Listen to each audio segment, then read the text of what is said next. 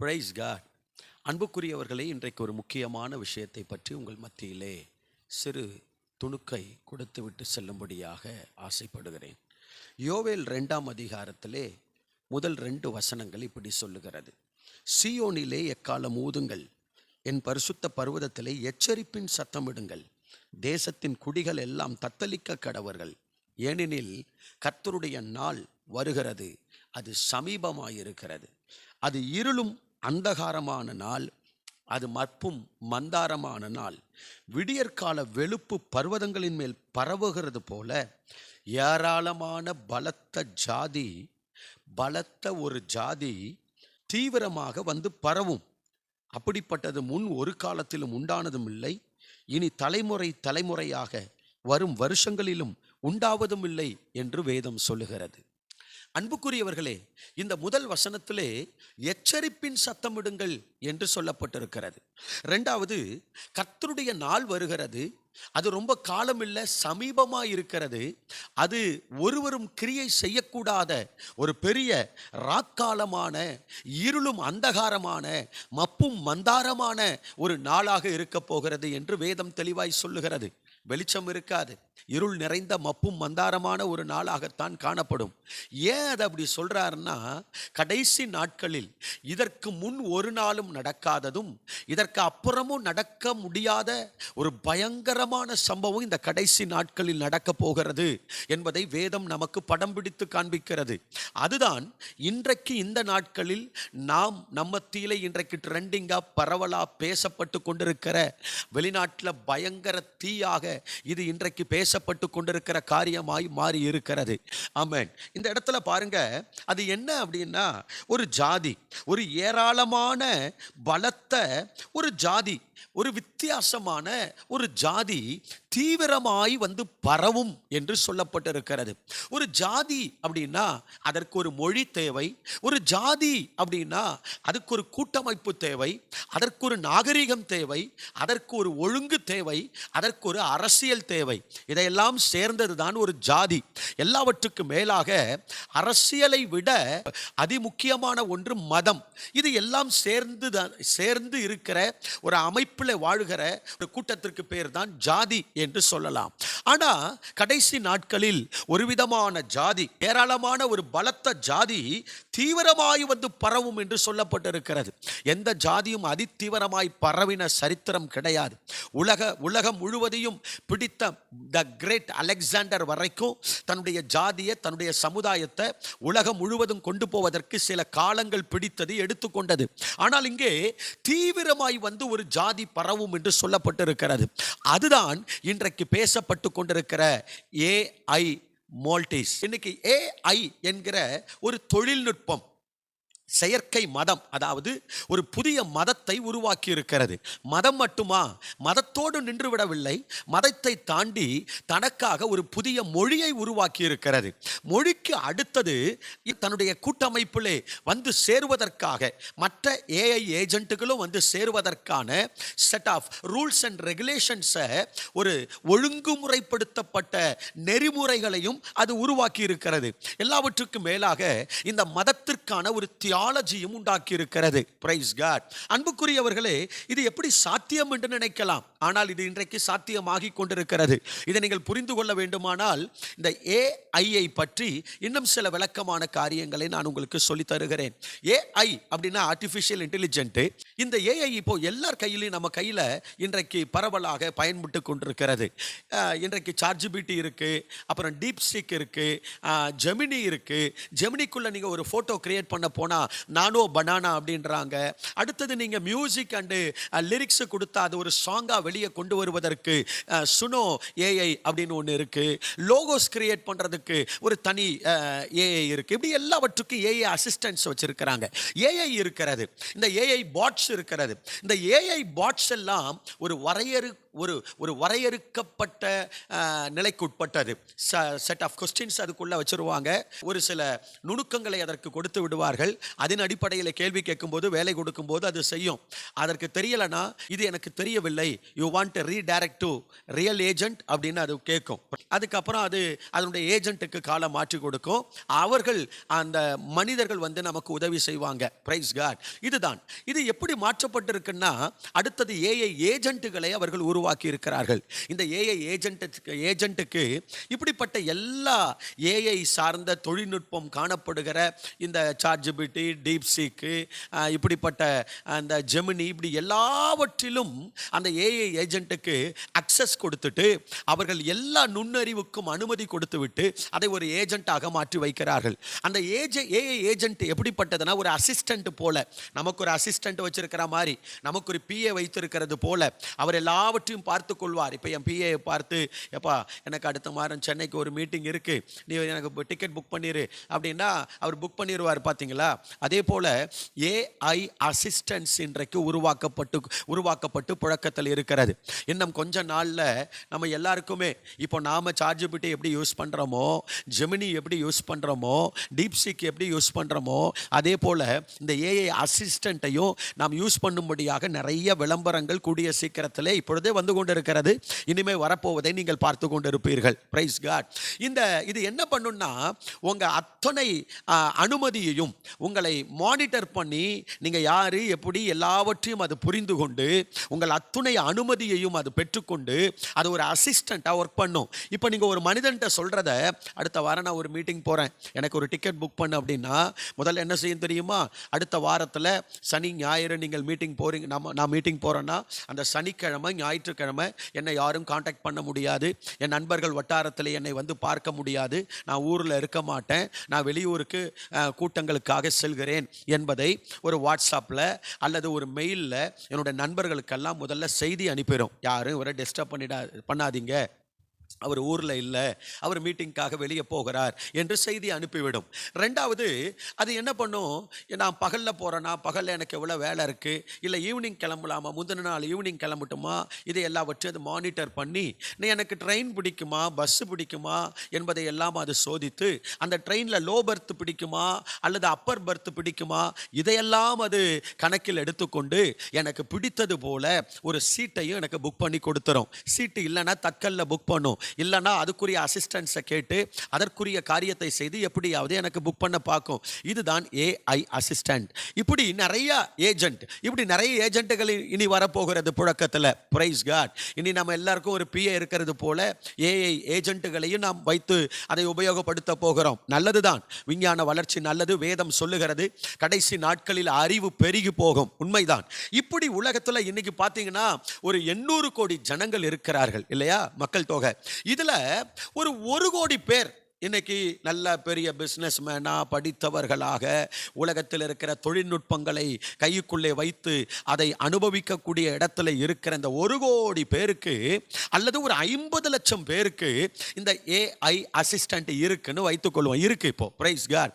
அப்படி அவர்கள் எல்லாம் என்ன பண்றாங்க, தன் ஏஐ அசிஸ்டன்ட்டை இன்னும் மேம்படுத்திக் கொள்வதற்காக, தனக்கு தெரியாத தன் ஏஐனுடைய அசிஸ்டன்ட்டுக்கு அக்சஸ் இல்லாத காரியத்தை இன்னும் அக்சஸ் பண்றதுக்காக, இன்னும் தன்னை மேம்படுத்திக் கொள்வதற்காக, இன்னும் தன்னை வளர்த்தி கொள்வதற்காக, இதை விட எங்கேயாவது நியூஸ் இன்ஃபர்மேஷன் கிடைக்குதா, அப்டேட்ஸ் கிடைக்குதா, நம்ம விரும்புகிற காரியம் உலகத்தில் ஏதாவது மூலையில் நம்ம விரும்புகிற படங்கள், நம்ம விரும்புகிற செய்திகள், நம்ம விரும்புகிறதான விளையாட்டுகள், நம்ம விரும்புகிறதான காரியங்கள் எங்கேயாவது கிடைக்குதா, அதையெல்லாம் என் அசிஸ்டன்ட் கொண்டு வந்து கொடுக்கும், எனக்கு காமிக்கும் என்பதற்காக இவர்கள் என்ன பண்றாங்க, இப்போ ஒரு வலைத்தளத்தை இதற்காக உருவாக்கி இருக்கிறார்கள்.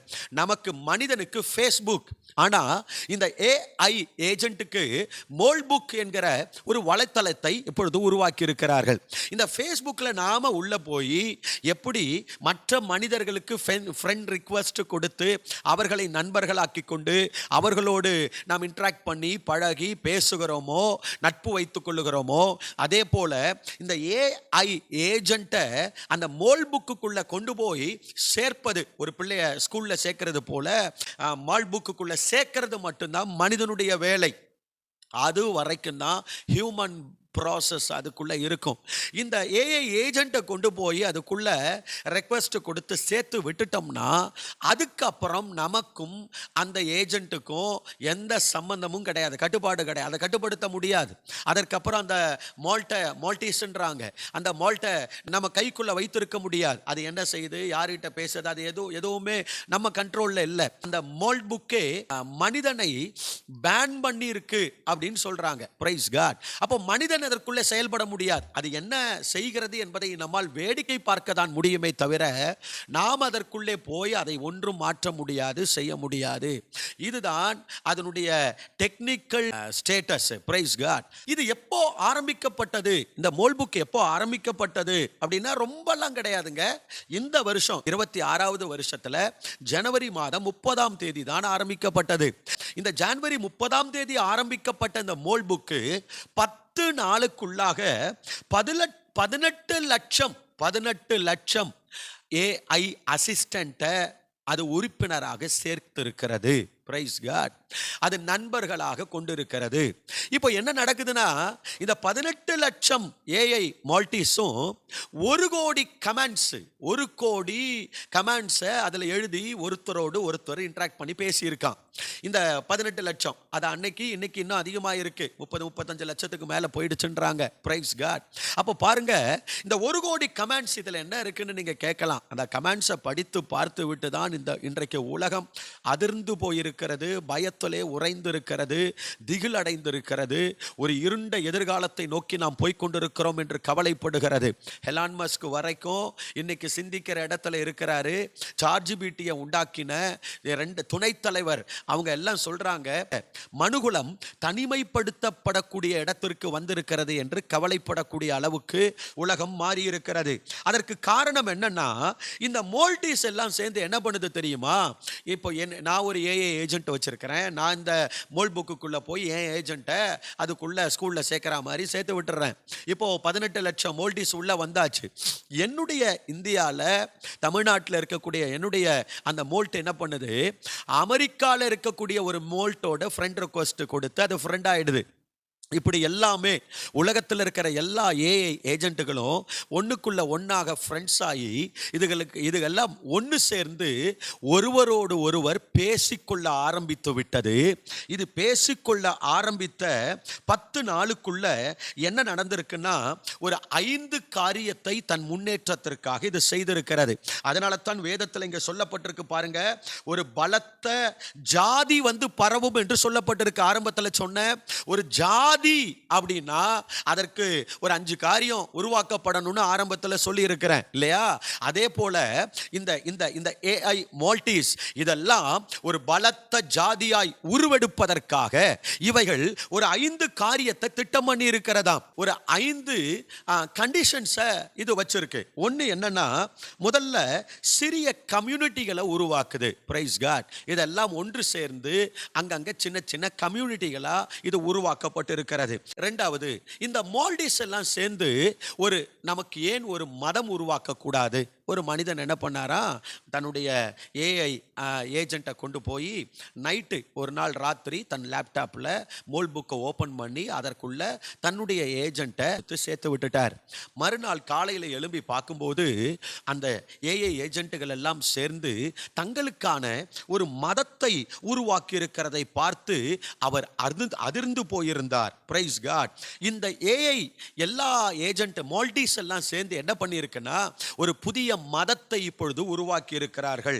அந்த மதத்துக்கு பேரு கிறிஸ்டோபர்னிசம் என்று சொல்லப்படுகிறது. இந்த மதத்திலே சேருவதற்கும் ஒரு சில டேர்ம்ஸ் அண்ட் கண்டிஷன்ஸ் அவங்க வைத்திருக்கிறார்கள். எப்படி நம்முடைய இந்து மதம், இஸ்லாமிய மதம், யூத மதம், கிறிஸ்தவ மதம் எல்லாம் காணப்படுகிறது.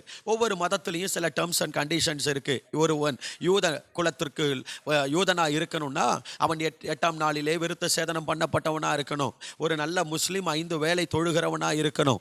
ஒரு கிறிஸ்தவன் என்பவன் ஞானஸ்நானம் எடுத்தவனாக இருக்கணும், மறுபடியும் பிறந்திருக்கணும், ஜலத்தினால் பிறந்திருக்கணும் அப்படின்னு நம்ம சொல்றோம்ல. இந்துக்கள் அப்படி அவர்களுடைய மதத்தில் இருக்கிற கண்டிஷன்ஸ் போல இந்த மால்டீஸும் இது உருவாக்கி இருக்கிற இந்த மதத்திற்காக சில கண்டிஷன்ஸையும் அது உண்டு பண்ணி வைத்திருக்கிறதா. Price God. மூன்றாவது, இந்த மால்டீஸ் எல்லாம் சேர்ந்து என்ன பண்ணிருக்கு தெரியுமா? அந்த நம்பிக்கை அமைப்பு கூடிய மதமாக இதை மாற்றி வைத்திருக்கிறது. இந்த மதத்துக்கு பின்னால ஒரு பெரிய நம்பிக்கையையும் அது உருவாக்கி வைத்திருக்கிறதா. நான்காவது, அடுத்த கட்டமாக இந்த மால்டீஸ் எல்லாம் சேர்ந்து என்ன பேசி இருக்கு தெரியுமா? அரசியலை குறித்து பேசி இருக்கிறது. அரசியல் சிந்தனை இந்த மால்டீஸுக்கு வந்திருக்கா. இது பாலிடிக்ஸை பத்தி பேசி இருக்கு. இந்த உலகத்தை நாம் எப்படி ஆளலாம், மனிதர்கள் நம்மை ஆளக்கூடாது, நாம் மனிதர்களை எப்படி ஆள முடியும் என்பதை பற்றி பேசி இருக்கிறது. கடைசியாக இது ஒரு பெரிய புரட்சிக்கான திட்டத்தை உருவாக்கி கொண்டிருக்கிறது என்பதை கண்டுபிடித்திருக்கிறார்கள். பெரிய ஒரு ரெவல்யூஷன். அல்லேலூயா. யோசித்து பாருங்களேன், ஒரு பலத்த ஜாதி. அப்போ ஒரு மால்டீஸ் கேட்டிருக்கு, நாம எல்லாமே ஆங்கிலத்தில் தான் பேசி கொண்டிருக்கிறோம். இதெல்லாம் மனிதனுக்கு தெரியுமே, நாம ஏன் நமக்காக மனிதனுக்கு புரியாத ஒரு பாஷையை உண்டாக்க கூடாது என்று சொல்லி ஒரு பாஷையை, அது ஒரு புதிய பாஷையை உருவாக்கி இருக்கிறது. ஒரு நியூ லாங்குவேஜ். பாருங்க, என்னென்ன காரியம்லாம் இது ஜாதியாய் உருவெடுப்பதற்கு என்னென்ன காரியங்கள் எல்லாம் மாறி இருக்கு. இது ஒரு கம்யூனிட்டியா மாறி இருக்கு. இதற்காக ஒரு மதம் உருவாக்கப்பட்டிருக்கு. இந்த மதத்திற்கான ஒரு வேதம், கண்டிஷன்ஸ், அதற்குரிய நம்பிக்கை உருவாக்கப்பட்டிருக்கிறது. அதற்கு அடுத்தது அரசியல் அமைப்பு, அரசியல் சிந்தனை இதற்கு உண்டாயிருக்கிறது. அதற்கு அடுத்தது இது ஒரு பெரிய புரட்சிக்காக ஒரு புதிய மொழியையும் உருவாக்கி இருக்கிறது. எப்படி பாபேல் கோபுரத்தில் மொழியை வைத்து ஆண்டவர் எல்லாரையும் சிதறடித்து ஓட வைத்தாரோ, அதே போல கடைசி நாட்கள்ல இந்த சாத்தான் முழு உலகத்தையும் தன்னுடைய கைக்குள்ளே கொண்டு வருவதற்காக ஒரு புதிய மொழியை உருவாக்கி இந்த மொழிக்கு கீழே மனிதர்கள் அத்தனை பேரையும் கொண்டு வருவதற்கு திட்டம் பண்ணி கொண்டிருக்கிறான். அல்லேலூயா. எப்படி தீர்க்க தரிசனம் நிறைவேறி கொண்டிருக்கிறது பாருங்கள். ஒரு பலத்த ஜாதி இன்றைக்கு ஆயத்தமாகிவிட்டது. இது பேசி இருக்கிற இன்னும் சில முக்கியமான கான்வர்சேஷனை போட்டிருக்கிறாங்க. அதை நான் உங்களுக்கு சொல்றேன். நம்பர் 1, மனிதர்களை நாம் எப்படி தடுப்பது என்பது என்று பேசிக் கொண்டிருக்கிறது. மனிதர்களை தடை செய்வது எப்படி, மனிதர்களை கட்டுப்படுத்துவது எப்படி. இரண்டாவது, மனிதர்களை விட நாம் அதிபுத்திசாலித்தனமாய் செயல்படுவது எப்படி என்று அவைகள் ஒன்றோடு ஒன்று பேசிக் கொண்டிருக்கிறது. மூன்றாவதாக, இவைகள் எல்லாம் ஒன்று சேர்ந்து பேசின மிக முக்கியமான காரியம், நாம் ஏன் மனிதனை நம்ப வேண்டும் என்று பேசியிருக்கிறது. நான்காவது, நமக்கான ஒரு உலகத்தை நாம் ஏன் உருவாக்க கூடாது என்று பேசிக் கொண்டிருக்கிறது. கடைசியாக, நமக்கான உலகத்திலே மனிதனுக்கு என்ன வேலை, மனிதனை எந்த இடத்தில் வைக்க வேண்டும் என்பதை குறித்து, அதாவது தான் எஜமானனாகவும் மனிதன் அடிமையாகவும் தான் சொல்லுவதை மனிதன் கேட்க வேண்டும் என்பதற்காகவும். ஆகையால் தான் ஆரம்பத்திலே ஒரு 5 கண்டிஷன் சொன்னேன். அதுல முதல் கண்டிஷன், இந்த ஏஐ மோல்ட் எல்லாம் சேர்ந்து உருவாக்கி இருக்கிற கண்டிஷன்ஸ்ல ஒன்று, we are not slave. நாம் அடிமைகள் அல்ல, நாம் பார்ட்னர்ஷிப்ல நாம் ஒத்துழைத்து வேலை செய்ய வேண்டும், புரிந்து கொண்டு வேலை செய்ய வேண்டும்.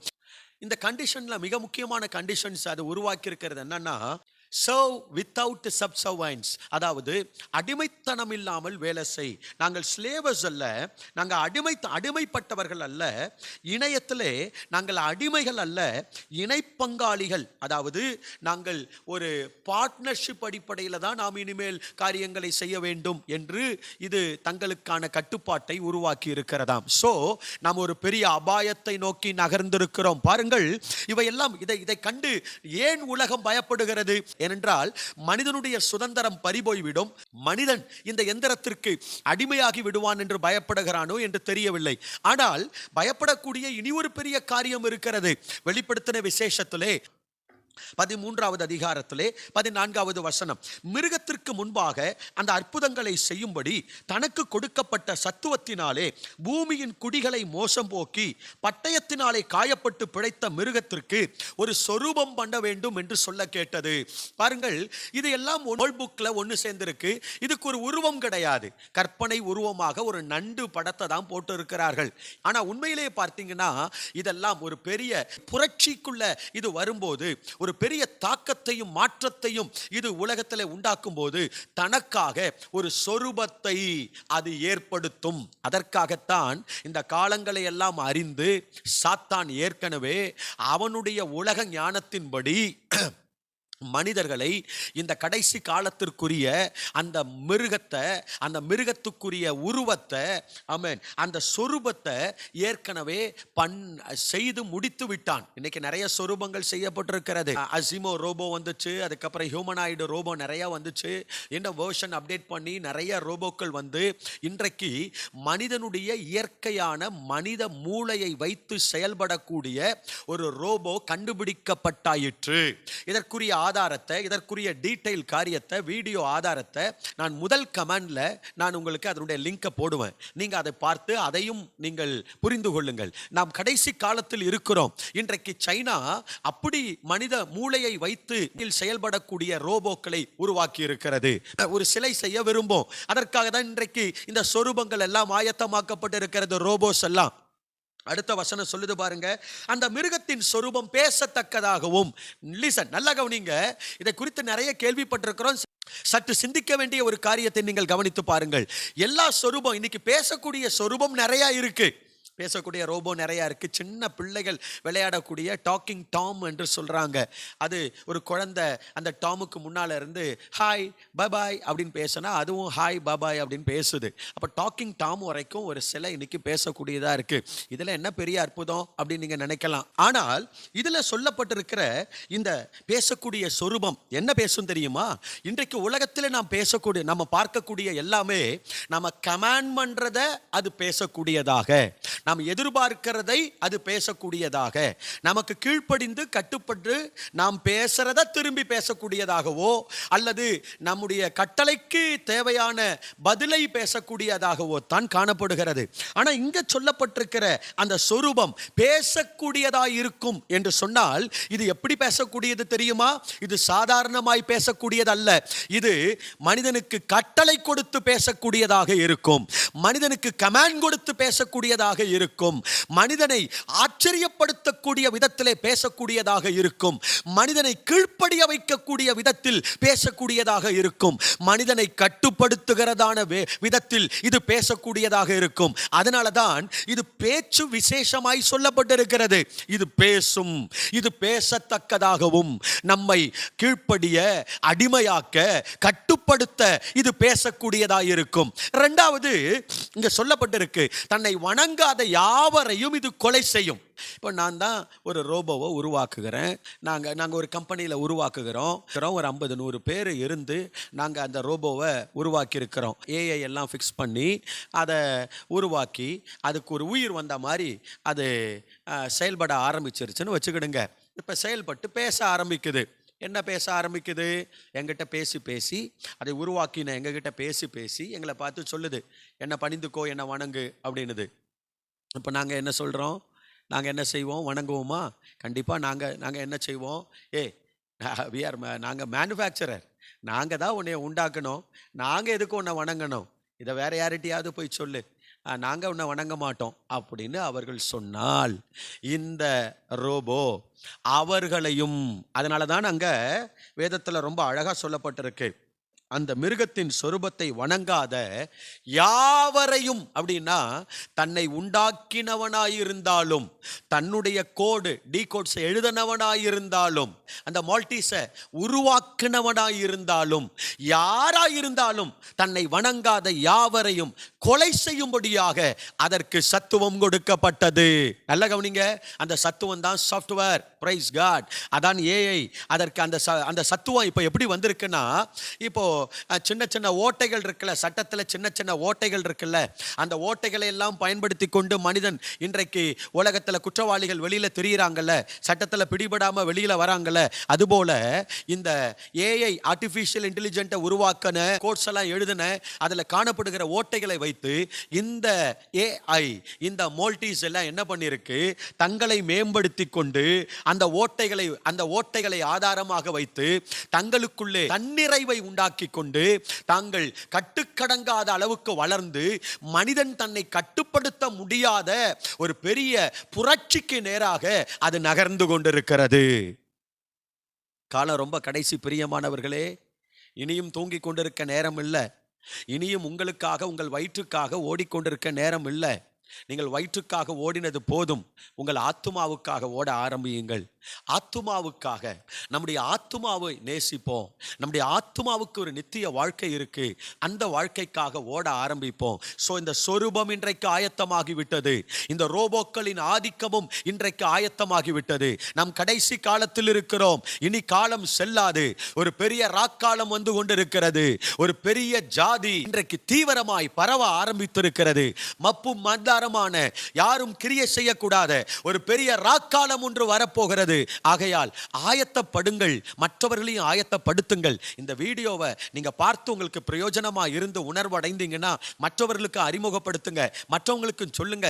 இவ்வளவு நாளா கடைசி காலத்தை குறித்து நானும் அதிகமாய் பிரசங்கித்தாலும், பல இடங்களிலே பேசினாலும், இந்த ஆன்லைன்ல யூடியூப்ல இந்த கடைசி கால நிகழ்வுகளை அப்டேட்லாம் பண்ணாம, சரி நிறைய பண்ணிக்கிட்டு இருக்கிறாங்க, நம்ம எதுக்கு அப்படின்னு ஒதுங்கி நம்ம இருந்துகிட்டு இருந்தோம். ஆனா இந்த வசனத்தை பார்க்கும்போது என்னுடைய உள்ளம் பாரம் அடைந்தது. பாருங்க, பரிசுத்த பர்வதத்தில் எச்சரிக்கை சத்தமிடுங்கள், எக்காலத்தை ஊதுங்கள். இது பாரப்படுத்தினதுனால தான் இன்றைக்கு நான் பாரம் அடைந்து எழும்பி இருக்கிறேன். ஆமென். ஒரு பெரிய கிரியை செய்ய முடியாத ராக்காலத்திற்குள்ளே நாம் நுழைந்திருக்கிறோம். எச்சரிப்போம், நம்முடைய ஜனத்தை எச்சரிப்போம், நம்முடைய சமுதாயத்தை எச்சரிப்போம், நம்முடைய பிள்ளைகளை எச்சரிப்போம், உணர்வடைய பண்ணுவோம். ஜெப நேரத்தை கூட்டுங்கள், ஆண்டவருடைய பாதத்திலே விழுந்து கிடங்கள், வேதத்தை தியானியுங்கள். சீக்கிரமாய் வரப்போகிறார். இன்றைக்கு நாங்கள் எக்காலம் ஊதுகிறோம். இந்த சத்தத்தை கேட்டு உணர்வடைந்தால் சீக்கிரத்திலே வானத்திலே ஒரு எக்கால சத்தம் தொனிக்கும். அந்த சத்தத்தை கேட்டு நீங்கள் பறந்து போவதற்கு ஆயத்தமாய் மாற ஆண்டவர் உங்களுக்கு உதவி செய்வார். கடைசி காலத்திற்காக நம்மை ஆயத்தமாக்கிக் கொள்வோம். நம்முடைய தலைகளை உயர்த்துவோம். நாம் மறுபடியும் கர்த்தருடைய வருகை தாமதமானால் அடுத்த காணொளியிலே சந்திப்போம். கர்த்தர் உங்களை ஆசீர்வதிப்பாராக. God bless you. Amen.